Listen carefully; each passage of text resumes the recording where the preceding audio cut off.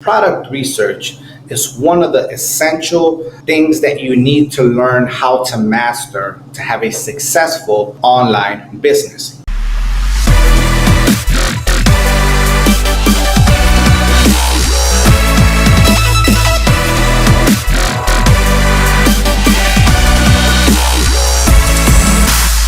Okay, so we're gonna dive straight into this, right? And as you know, product research is one of the essential things that you need to learn how to master to have a successful online business. Okay, especially when you're doing drop shipping, where a lot of it is it's really hopping on a trend, right? Or identifying an item that you can consider an evergreen item, which that just means that you can sell throughout the year, that doesn't have a season on that particular product. But I would say that in most cases it's really trendy products, right, that are hot now, and you got to be able to identify those products, get in the trend, and obviously make your money there.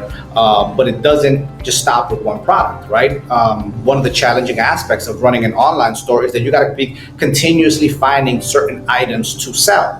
And there's a process to that. And most people that get started, get really overwhelmed. I can speak, from personal experience. You're overthinking, and especially if you don't have any real guidance, you don't know where to start, what to look for, right? A lot of the times you're trying to sell things that you like, which can be one of the most detrimental mistakes that you can make, because you can't sell what you like. You have to be able to sell what the market wants, to buy. So what I've put together for you, and I'm going to kind of quickly run through these 5 steps or 5 criteria checklist that I follow, and then I'll be able to kind of touch it in detail, right? So I would highly suggest that if you're a newbie, that you start with this checklist, and I'll elaborate if you're someone that isn't new to the industry as to what you can do. So the first thing that I look at is there a market for my product? Okay, is there a proof of concept? Is my product in demand? Okay, and there are techniques that we're going to use for that. Number 2, right? Does my product solve a problem? Does it solve a pain point of a customer? Number 3, does my product have a wow factor? When you see that product, are you automatically impressed and you're like, wow, it's a really cool product? Okay. Number 4, is this product something that can be easily found in a supermarket, for example, right? I don't want my product to be easily found in a supermarket. So number 4, is it something that is not easily found in stores? And number 5, am I going to be able to mark this price up to be able to obviously become profitable, right? And what type of profit margins am I going to get? So that is the 5 things that I look for. So now let's break them down in a bit more detail for better understanding of all of you guys, right? So there is a way to obviously do and verify every single, line item that I just discussed with you in this checklist. And the first one is going to be, right, is there a market for my product? Is it in demand? Well, there are many things that can be done. One of the first things that can be done is you want to know if it is being sold, because if someone is selling this item, then obviously there is a certain demand for this item, right? So there's a few ways that we're going to kind of validate that aspect of it, right? But that's going to be something that we do on the latter part of this video. But that is something that you want to make sure. Is there a demand? You can use Google Trends. You can verify if someone is purchasing this item. That should give you a good indication whether people are actually willing to buy this product. Okay. Number 2, does it solve a problem? Well, this should be, I would hope for most of you guys, be self-explanatory. Obviously, if your product solves a particular pain point of a customer, it has a higher likelihood of success, right? People are willing to spend on things that make their life easier, right? Or even solve a specific pain, right? I will give you an example. This is a drop shipping product right here. This is a neck massager, right? Do you think that this product solves a problem? Yes, because when I have neck pains, I put this on and it does make me feel somewhat better. Not a whole lot better, but somewhat better. So definitely, right? If you can tackle a pain point and make someone's life somewhat easier, or literally help tackle a pain point, which in this case would be my neck, then obviously that is something that would pass the criteria. Number three, does it have a wow factor? Now, granted, wow factor can be a bit subjective. I'm sure you can agree to that, right? Certain things that may impress you and give you a wow factor may not necessarily impress me and give me a wow factor, right? But generally speaking, when you see the product, can you at least be like, oh, that's a pretty cool product, right? So that would be the third thing that we look for in an item, right? And something that I recommend for most people is just really create a template and just say, does it check, right? Check, does it check this? And then kind of narrow down through products that check every single line item in the checklist that we're discussing now. Number four, is it something that is not easily found in stores? Well, if you haven't connected the dots, I will be more than happy to help you in this case.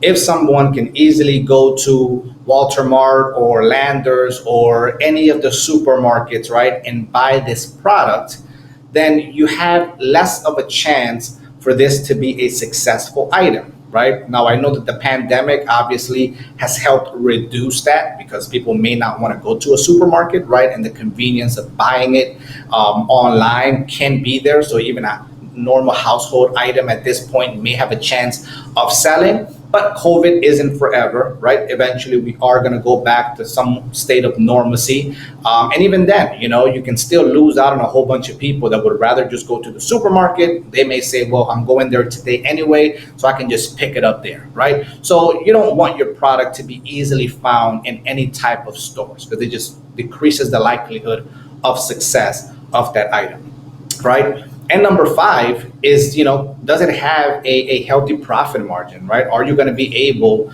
to gain the amount of revenue that you want, profit wise, after all your expenses are accounted for, right? I have a rule of thumb, which is pretty simple. If I cannot net profit 500 pesos per item, I do not touch that item. Okay. Keep this in mind that obviously this is accounting for all expenses, meaning cost of goods, shipping, right? Fulfillment fee if you're using a fulfillment center, whether it be us or any other fulfillment center out, right? That's an additional expense that you would have to account for. So cost of goods, shipping, and fulfillment center, all these things are things that you have to consider. Once you take into the account those costs, your profit margin should be nothing less than 500 pesos. Now, full disclosure, you still have to obviously take into account your ad costs, right? But I do not include this as part of my calculation, right? So if I'm spending 1,000 pesos a day, pretty much I would have to generate two sales that are going to profit 500 to be able to then cover my ad cost. So that is a different equation. That's not something that I account for when it comes to determining whether or not I sell this item. But excluding the ad cost, I want to make sure that I at least have 500 pesos in profit after cost of goods, shipping, and a fulfillment fee if you are using one. So those are the 5 things in the checklist that I highly suggest to anyone that is just starting, right? Now, to give you another example, right, of a potential, item that solves a problem, something that I think we have in our warehouse. It's this mosquito lamp. Okay, this was a very hot item. I would say about a year ago, right? If not a little bit more. I know some stores are actually still selling it. But the mosquito lamp solves a problem, right? Because, well, who likes mosquitoes, right? No one likes to get the possibility of getting dengue or any other type of diseases, right, that these mosquitoes carry. So that is an item that legitimately solves a problem because it kills mosquitoes. Now, how effective that product is, that's a whole different conversation, but the essence of that product is that it kills mosquitoes, which everybody hates. I genuinely don't know anyone that likes mosquitoes, so definitely that would qualify, right, as a product that solves a problem. A product that in this case has a wow factor would be, and I'm not sure if you saw this, but it was a pretty hot product a few months ago. It was like this candle for birthdays that will kind of open up, right? So it would be closed, and then when you light it, it would literally open up. It was like a rotating flower candle. That is a product, right, that has a wow factor. Because anybody that saw it, you're like, wow, that's pretty amazing, right? It's not even your birthday, and you may want to buy one just when it's your birthday, right? Or for someone that you know. It has a wow factor to it. Now, does that solve a problem? No, but that's just more of a lifestyle item, right? Something that just is cool and trendy, and you may just want to buy it. So those are two examples, right, of items that solve a problem. Obviously, this is another one, right? Neck massager. Can you say that this has a wow factor? I don't know. To some people, I think that it does. It looks pretty cool to me, right? Again, it is a bit subjective, but those are the criteria that I would recommend that you follow. Now, a question that a lot of people ask, right, is, do I have to follow this checklist? Meaning, do all five boxes need to be checked before I move forward to start selling this product? Now, that is a yes and no answer. Okay. I would say if you're a newbie, I would stick to this, because following this checklist will reduce the likelihood of you spending money on an item, right? And just spending ad costs and everything else associated with it. So if you are someone that's new, then I would recommend that you stick to this checklist. Now, if you're someone that has a higher tolerance for risk, right? Can you go with just lifestyle products that don't necessarily solve a problem? But for example, the rotating candle, it just has an amazing wow factor. You can, right? And those are very, very successful. But, right, think about it this way. What's going to be more likelihood of success? A product that solves a problem for a person, or a product that just looks cool? Both can sell, don't get me wrong, but one, I would say, has a naturally higher likelihood of success, right? So those are going to be the things that I recommend. Now, another question that I'm sure you're probably asking is, what's the price range in which I should be selling? Like, what's the market, right? And not the cost of goods, but the retail selling price. Like, how much should I be selling items for, and what market I should be diving into? All of the markets are successful, right? Whether those are low ticket items, mid ticket items, or high ticket items, right? All of them are very, very profitable. High ticket items obviously tend to generate the most profit, so preference that statement as well. But for anybody that's new, I will tell you to stay in the low to mid ticket item price range, right? And that would be anywhere from 500 at the bare minimum. Obviously, your cost of goods would have to be really, really low. But generally speaking, I would even tell you about 700 to 199. So pretty much up to 2,000 pesos would be something that I consider a low ticket 700, a mid ticket 1900. Anything over that, I would say, kind of hovers right to the side, or it's more inclined to the side of a high ticket item, right? Now, again, all of these can generate success. Why I recommend low to mid ticket items for new beginners is because they generally come with a lower cost, right? Like, so your cost per purchase, it's going to be lower in most cases for mid to low ticket items, right? You're gonna have to spend a little bit more on ad costs to generate a sale for a high ticket item, because again, how many people are going to be able to buy an item worth 4,000 pesos, 34.99, right? So you're going to have to spend a bit more money on ads to generate a sale. So your CPP would generally be higher on a higher ticket item, right? And if you don't have a ton of money as a beginner, then that may be something that affects your cash flow. So that can make things a little bit difficult, right? In addition to that, on a high ticket item, you generally also need a higher, quality creative, right?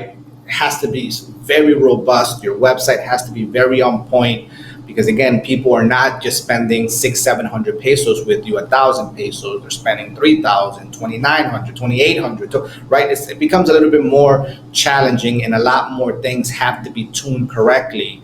For what I would recommend, or I guess see, and from my experience, I would recommend that you stick within that mid to low ticket range. And anybody that decides to go to that, high ticket range, then you have to have all these things very sorted out, from experience, right? So those are some of the tips that I would recommend and I would suggest. And now that I guess we understand the fundamentals, right? It's time to actually kind of talk about, what are the sources? Okay, so I have a checklist. I have an understanding as to what to look for, right? I know that if I'm a beginner, I have to follow these 5 checklists, these 5 steps, these 5 line items all have to match. But now, where am I actually going to source these items? So that is pretty much the discussion that we're going to have on this next video.